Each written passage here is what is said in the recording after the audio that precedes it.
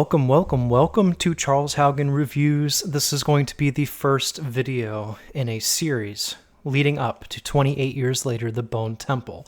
And today we are going to be looking at an all-time classic, what started the fast zombie craze. We are going to be looking at 28 Days Later. So without further ado, let's dive in. So starting off with Synopsis, this is something that I'm pretty sure everybody watching this has seen, but for anybody who hasn't seen it, for whatever reason, I'm going to go ahead and dive in here. No spoilers. So basically, these activists end up releasing these chimpanzees that are infected with a virus called Rage. And they end up escaping, and then 28 days later, after the fact, a man played by Cillian Murphy named Jim wakes up in a hospital, and he's been in a coma this whole time, and the world is not what he remembered it to be. I think it's an interesting thing, right? Because I feel like the coma aspect of this is kind of a familiar territory, especially with shows like The Walking Dead that became so, just cultural events. But 28 Days Later was the first one to do this. And I don't think that people give it enough credit for that, because we always think of The Walking Dead when we think of that specific plot scenario. So that's the basic synopsis of this movie. They go on a journey to try and find this military camp that is promising sanctuary. And of course, in typical fashion in a lot of these movies, the people can sometimes be worse than the infected. Regarding VFX and 28 Days Later, this is wholly practical. Everything here is practical, and I think it's very effective. We get these infected that have these red contact lenses whenever they transform, which is really cool, and they throw out blood. The gore is pretty practical, and I would say the gore is it's not over the top. Like, this is not a difficult film to stomach. What I find interesting, though, is I remember, and if anybody's old like me, in 2002, when this movie came out, I remember seeing trailers for it, and I remember one of the big viral advertisements that they did in the trailers was saying that people were, like, throwing up in the movies watching this and all that other stuff. But looking back now, like, this is incredibly tame compared to, like, Terrifier standards. But it's still effective. I think that a lot of the practical effects here are really well done. The injuries are believable. The violence is very believable, and it's not like crazy over the top. I think they did a good job, especially with the corpses. I think a lot of the corpses look great. I'm always looking for that, the actor that's the corpse for them. I'm always looking for that pulse in their neck or for them to be breathing, but I didn't catch it in this, and that's always a good thing. It's a good attention to detail. And regarding sound, I think that the sound is especially the guttural sounds that the infected make in this movie. It's very reminiscent of George A. Romero's Night of the Living Dead, which was a big inspiration for Alex Garland when he was writing this script. And as far as anything else regarding the sound's not a super big portion of this film. There are some decent jump scares where the score is used to kind of amplify that. The main theme of this movie, though, is iconic, and I think it's incredibly memorable. Danny Boyle movies have a habit of having some of the most memorable music. It's simplistic in the best ways, and that can be said as well for Sunshine, which is a movie I'd love to talk about at some other point. But I think that the score here isn't really the biggest factor. I think that we're going to get more into that with the writing portion and the cinematography as well. This was a film that relied more heavily on the guttural experience of the characters and the survival of the characters rather than the music and rather than the sound design. And I do think it's a nice touch, though, that when these zombie attacks or infected attacks, whatever you want to call it, when they do happen, it often is like very quiet as they're running up and as they're silent. So I think that that's a very effective thing that they utilize here. There's no loud stomping or anything to really alert you. It's usually shadows that you see cast on the wall of somebody running past. Like, that's typically the indicator here, but that's more in the cinematography route. I do think that the sound plays a big part in that, though. Regarding cinematography for this entire series of films is very interesting. they, except for maybe 28 weeks, but in 28 days, 28 years, they did some very interesting things. In 28 days, they filmed on handheld digital cameras, Canon cameras, if I remember correctly. And it kind of roots this film in the time period that it came out. It really makes it feel like it's a product of its time, but in the best of ways. And I think it allows for some really inventive things. I think that the scares probably wouldn't be as impactful if it wasn't for the quality of the film that we're getting here, and for the film grain that we get and all that other stuff. It kind of hides those imperfections that we would typically see on something that's a higher definition. And as we'll talk about in sound, the attacks from the infected, when they happen, are often very quiet and very silent. And I think that that's a really cool way to ramp up the tension, is just hearing nothing but seeing these shadows. And the shadows are a great way that Danny Boyle kind of builds up on the tension here.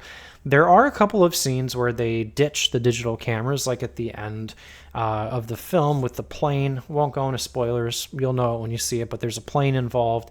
That part was apparently filmed on like regular studio cameras, but overall I think that it adds a certain charm and a certain touch to this movie that makes it timeless. And when it comes to performances, Cillian Murphy here is fantastic. I mean, he's never put out a bad role that I can think of, and he goes through almost like a micro transformation here. And I say micro, it's a macro for him personally as a character, but for us, the viewer, it feels more micro because there's not a lot of internal dialogue or internal evolution here, but we get to see how he goes from this person that's nervous and that is afraid and doesn't really know how to defend himself, to where at the end he's completely shifted into something else. And I think that was done really well because it didn't take away from the fact that this is more of an event movie. Like, it's more about the event of what's happening in the world rather than the characters themselves. But it also adds that layer to where we still have that character development throughout. And Naomi Campbell is good here. I love her in everything she's been in. I think she really kind of had almost an opposite evolution than Jim, or Cillian Murphy's character, where she became softer and started to see the better things in the world. So Brendan Gleeson's in here as well. Always a charm, always great to see. I love him as an actor. And yeah, poor Frank. That's all I'll say. Love the guy. Love his character in this. Seeing him for the first time in this movie is also really iconic. Like, I love that whole sequence in the, I guess it's an apartment complex. That whole sequence is great. And Christopher Eccleston in here as well does a really good job of being somebody that is charismatic, but also in total control of the situation in an authoritarian kind of way. So all around, good performances. We don't have a lot of performances, but for what we get, there is nothing short of quality here. And when it comes to writing, this film is written by Alex Garland, who went on to direct Ex Machina, and he directed Civil War a couple years ago. Might have been last year, can't remember. And he directed Annihilation, which is one of my favorites of the past 20 so years. And the writing here, it's definitely, there's aspects of it that are heavily inspired by Night of the Living Dead from George A. Romero, Dawn of the Dead, Day of the Dead, that whole series. But I think that there's a really fresh take here, especially the setup with Jim being in a coma and waking up to this. Because if I were him, I would be convinced that I had died and gone to hell, and this is what I was waking up to. And I think there are like some people that theorize still that that's like what happened, but obviously we got sequels, so I don't think that theory really holds up. I think that the dialogue here is well done. I think that what we see from the darker side of humanity towards the end is well done. The character development's well done. The evolution, as we spoke about before, and the performances section is well done. And kind of seeing this like contrasting evolution between Cillian Murphy and Naomi Campbell was really good to see.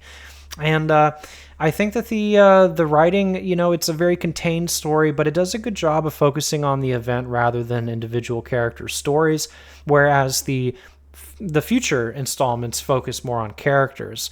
And I like that. I like that this is definitely setting a foundation while also having magnetic characters that we attach to.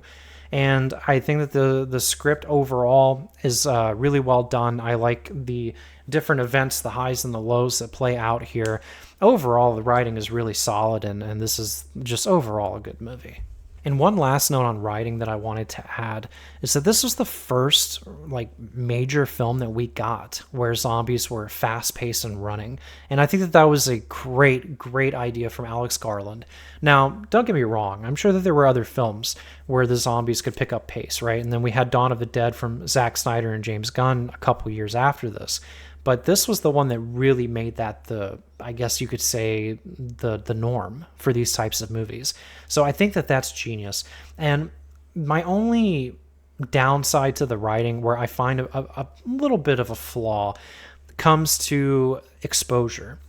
We have these military guys, right? They've survived this long, and they have all these mines set up, and they have all of these different guns set up, and they're blowing up these zombies, etc., or these infected, and none of them wear goggles. We know that it can be transmitted via blood, right? Whether it gets in your mouth, in your eyeball, whatever, or in a wound.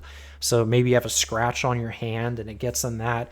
And the fact that they're just standing out there and guts and stuff are flying on them and they just don't care, not wearing goggles or anything, that always kind of bothered me a little bit. I feel like it's a bit inconsistent.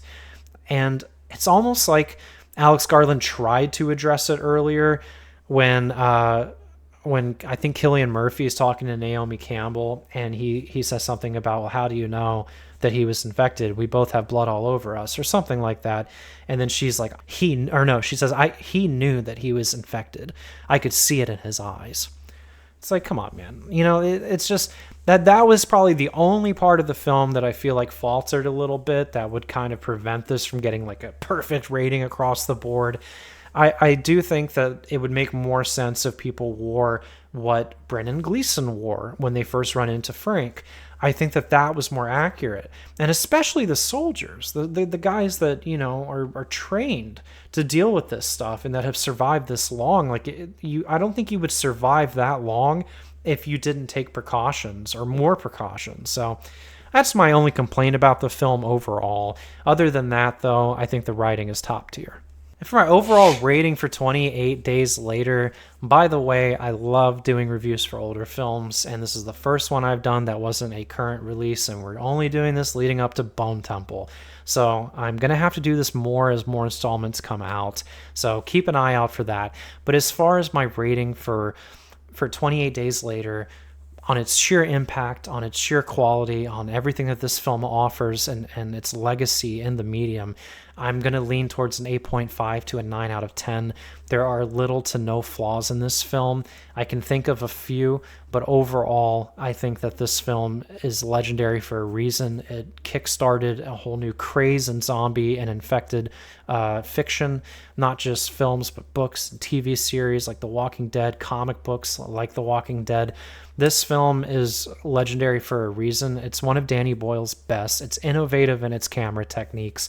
The performances are good. It was a early big start for Cillian Murphy. It was one of his breakout roles. I mean, there's so much to say about this film and its impact and its legacy that we could sit here all day talking about it. But my rating overall is going to be sitting here at about an 8.5 to a 9 out of 10. And everyone, keep an eye out. 28 Weeks Later review is going to be dropping tomorrow. I am seeing Bone Temple on Thursday. Earlier on Thursday, the 28 Years Later full review will be coming out. One of my favorite films of last year. Thursday night, after the screening, I will do, as usual, my out-of-theater short. And then on Friday, wide release day, I will be doing a full review of Bone Temple. So keep an eye out for those. Super excited for this. I can't wait. Bone Temple, I'm really hyped about it. I was pleasantly surprised by 28 Years Later, and I hope that this one's even better. So thank you so much for watching, as always. And don't forget to like and subscribe, and I will talk to you all soon.